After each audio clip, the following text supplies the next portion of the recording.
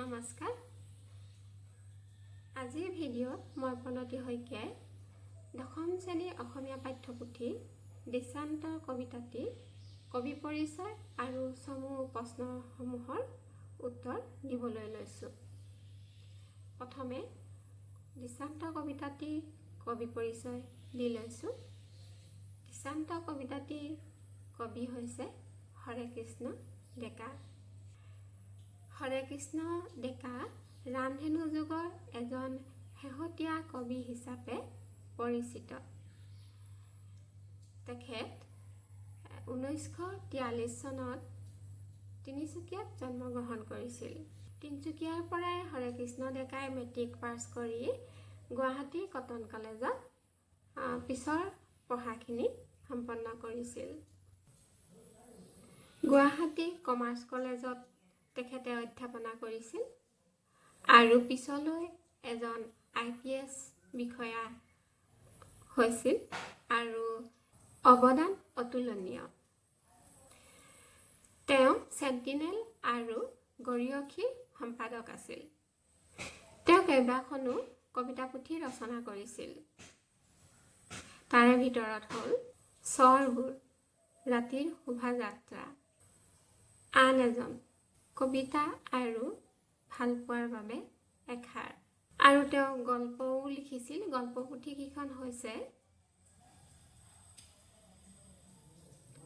গল্প আৰু কল্প, মধুসূদনৰ দলং, মৃত্যুদণ্ড, প্ৰাকৃতিক আৰু অন্যান্য। তেখেতৰ একমাত্ৰ উপন্যাসখন হৈছে আগন্তুক। ইয়াৰ উপৰিও তেওঁ কেইবাখনো পুথি অসমীয়া ভাষালৈ অনুবাদ কৰিছিল। 1987 চনত তেওঁ আন এজন কবিতা পুথিখনৰ বাবে সাহিত্য একাডেমী বঁটা লাভ কৰিছিল। 1996 চনত কথা বঁটা আৰু 2010 চনত আছাম ভেলী লিটাৰেৰী বঁটা গ্ৰহণ কৰিবলৈ সক্ষম হয়। দৃষ্টান্ত কবিতাটিৰ কবি হৰেকৃষ্ণ ডেকাৰ পৰিচয় ইমানেই আছিল। এতিয়া আহোঁ চমু প্ৰশ্নসমূহৰ উত্তৰলৈ।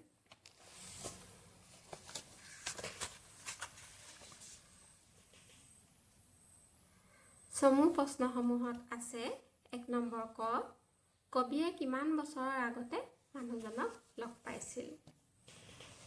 কবিয়ে 25 বছৰৰ আগতে মানুহজনক লগ পাইছিল।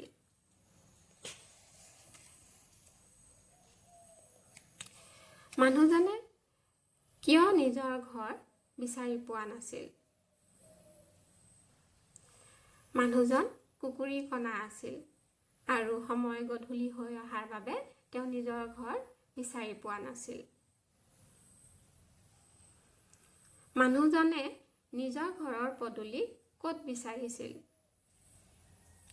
মানুহজনে নঙলামুখত নিজৰ ঘৰৰ পদূলি বিচাৰিছিল। মানুহজনৰ ঘৰৰ দাঁতিত কিহে নমস্কাৰ ভংগীত আছিল? মানুহজনৰ ঘৰৰ দাঁতিত বাঁহ গছ এজোপাই নমস্কাৰ ভংগীত আছিল। সাতমহলীয়া ঘৰৰ বাহিৰত ৰৈ থকা মানুহজনে কবিৰ সৈতে কি কি কথা পাতিছিল? তোমাৰ নিজৰ কথাৰে লিখা। সাতমহলীয়া ঘৰৰ আগত মানুহজনে কবিৰ মুখলৈ চাই সন্দেহৰ দৃষ্টিৰে সুধিছিল, আপুনি ইয়াত ভাড়াঘৰ বিচাৰি আহিছে নেকি?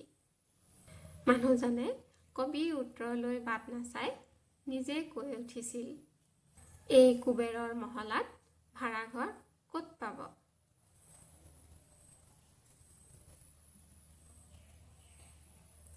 আৰু ভাড়াঘৰ পালেও তাত আপুনি শান্তি নাপাব। তেওঁ আৰু কৈছিল যে তাত মানুহ মৰিলেও দাহ কৰিবলৈ কোনো নাই। যখৰ পোৱালীবোৰে কোনেও কাকো চিনি নাপায়। বৃদ্ধ মানুহজনে কবিৰ লগত ইমানেই কথা পাতিছিল। চমু প্ৰশ্ন ইমানেই আছিলে। পিছত অলপ শেষলৈ আছে বিপৰীত শব্দ লিখা। আৰু সমাৰ্থক শব্দ নয়াৰ্থক শব্দ এনেধৰণৰ প্ৰশ্নসমূহ আছে। বিপৰীত শব্দ লিখা আছে কেঁচা, গধূলি, পোহৰ, শান্তিত, ৰূপ।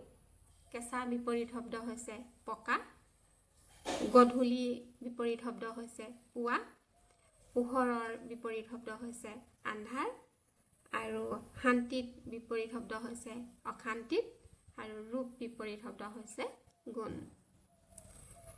তাৰপিছত আছে সমাৰ্থক শব্দ লিখা। জোন, ঘৰ, চৰা, দাহ, উভতি। জোনৰ সমাৰ্থক শব্দ হ'ব চন্দ্ৰ। তাৰপিছত আছে ঘৰ, ঘৰৰ সমাৰ্থক শব্দ হ'ব গৃহ বা ভৱন। তাৰপাছত আছে চৰা, চৰা সমাৰ্থক শব্দ হ'ব ওখ। তাৰপাছত আছে দাহ, দাহ সমাৰ্থক শব্দ হ'ব সৎকাৰ। আৰু শেষত আছে উভতি, উভতি সমাৰ্থক শব্দ হ'ব ঘূৰি নহ'লে বা গুচি, গুচি যোৱা বা ঘূৰি যোৱা।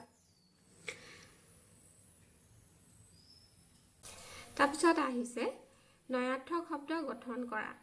শান্তি, চিনাকি, সহায়। শান্তি নয়াৰ্থক শব্দ ন যোগ শান্তি, অশান্তি। আৰু চিনাকি নয়াৰ্থক শব্দ ন যোগ চিনাকি, অচিনাকি। আৰু সহায় সমাৰ্থক শব্দ ন যোগ সহায়, অসহায়।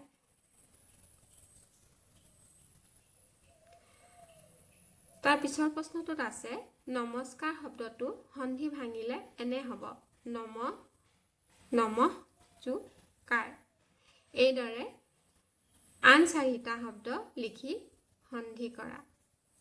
নমস্কাৰ শব্দটো সন্ধি ভাঙি দেখাইছে প্ৰশ্নটো নমঃ যোগ কাৰ। এই নমস্কাৰ শব্দটোৰ দৰে একে আৰু 4টা শব্দ এনেকৈ সন্ধি ভাঙি দেখাবলৈ কৈছে। নমস্কাৰ শব্দটোৰ দৰে কেইবাটাও শব্দ আছে। পুৰস্কাৰ, পৰিষ্কাৰ, বহিষ্কাৰ, তিৰস্কাৰ এনেধৰণৰ। নমস্কাৰটোত যেনেকৈ নমঃ, নমঃ বিসৰ্গ যোগ কাৰ, তেনেকৈ পৰিষ্কাৰ পৰি বিসৰ্গ যোগ কাৰ পৰিষ্কাৰ। ইয়াত বিসৰ্গৰ নিচিনা চিম্বলটোৱে, বিসৰ্গৰ চিম্বলটোৱে দন্তীয়া স বুজাইছে। দন্তীয়া স আৰু ক দুটা যুক্ত হৈছে যুক্তাক্ষৰ। তো পৰি সকায়স্ক আকাৰ পৰিষ্কাৰ। তো সেই স আৰু কটো ভাগ হৈছে পৰি বিসৰ্গ যোগ কাৰ পৰিষ্কাৰ। তেনেকৈ হ'ব তিৰস্কাৰ, দন্তীয়া তস্কাই তি ৰ বিসৰ্গ যোগ কটাকে কাৰ কাৰ তিৰস্কাৰ। তেনেকৈ বহিষ্কাৰ, ব হস্কে হি বিসৰ্গ যোগ কটাকে কাৰ কাৰ বহিষ্কাৰ। এনেধৰণে। তাৰপিছত আহিলে নমস্কাৰ শব্দৰ পাছত আৰু চমু প্ৰশ্ন নাই, ইমানেই আছিলে। আজিৰ ভিডিঅ'টো ইমানতে সামৰণি মাৰিলোঁ। আপোনালোকে যদি মোৰ ভিডিঅ'সমূহ ভাল পাইছে তেনেহ'লে যদি ফেচবুকত চাই আছে তেনেহ'লে মোৰ ফেচবুকৰ প্ৰফাইলটো ফ'ল' কৰি দিব। আৰু মই ইউটিউবত দিয়া নাই, ইউটিউবত দিলে মানে ইউটিউব চেনেল এটাও আছে মোৰ, তাতো মই কিছুমান ভিডিঅ' দিওঁ। ইউটিউব চেনেলটো প্ৰণতি ডায়েৰী নামত আছে। মোৰ চেনেলটো লাইক আৰু ছাবস্ক্ৰাইব কৰি দিব। ধন্যবাদ।